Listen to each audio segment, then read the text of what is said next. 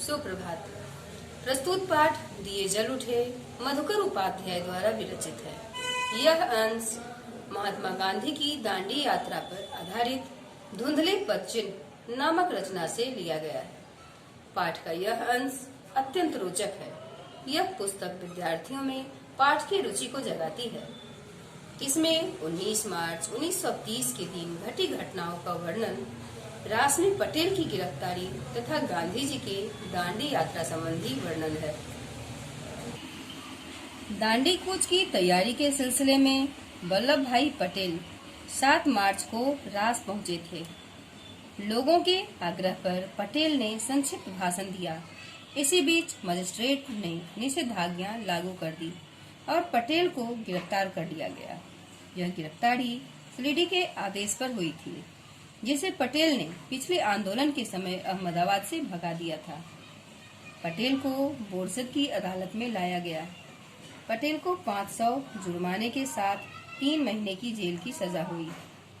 पटेल को अहमदाबाद से साबरमती जेल लाया गया। साबरमती आश्रम में गांधी को पटेल की गिरफ्तारी, सजा और उन्हें जेल ले जाने की सूचना मिली, जिससे वे काफी क्षुब्ध हुए। बोरसद से जेल का रास्ता साबरमती आश्रम से होकर जाता था। सारे आश्रमवासी इंतजार कर रहे थे कि पटेल को गिरफ्तार करके ले जाने वाली मोटर रुकी और पटेल सबसे मिले। पटेल की गिरफ्तारी की देश भर में प्रतिक्रिया हुई। सबने जेल भेजने से सरकारी कदम की भर्त्सना की।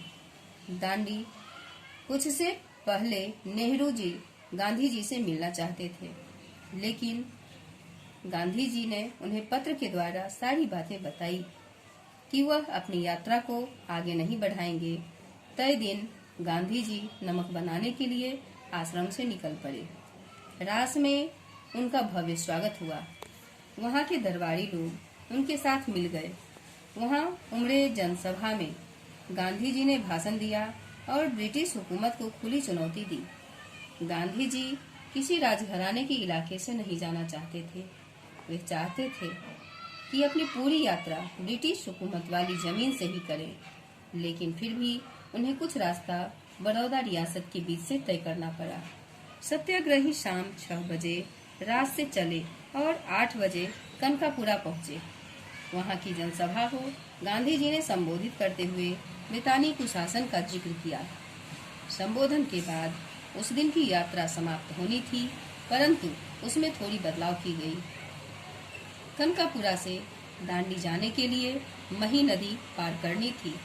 तय हुआ कि नदी को आधी रात के समय ही समुद्र का पानी चढ़ने पर पार किया जाए, ताकि कीचड़ और दलदल में कम से कम चलना पड़े। रात 10:30 बजे भोजन के बाद सत्याग्रही नदी की ओर चल पड़े। अंधेरी रात में गांधी जी लगभग 4 किलोमीटर दलदली जमीन पर चले और नदी के तट पर एक कुटिया में आराम किया। आधी रात को मही नदी का किनारा भरा पड़ा था। कनकापुरा के लोगों के हाथ में दिए थे। तट के दूसरी ओर भी लोग दिए जलाकर खड़े थे। लोगों ने दिए द्वारा उस रात को जगमगा दिया। गांधी जी घुटने भर पानी में चलकर नाव पर चढ़े। महात्मा गांधी, सरदार पटेल और नेहरू की जय के जयकारे लगने लगे।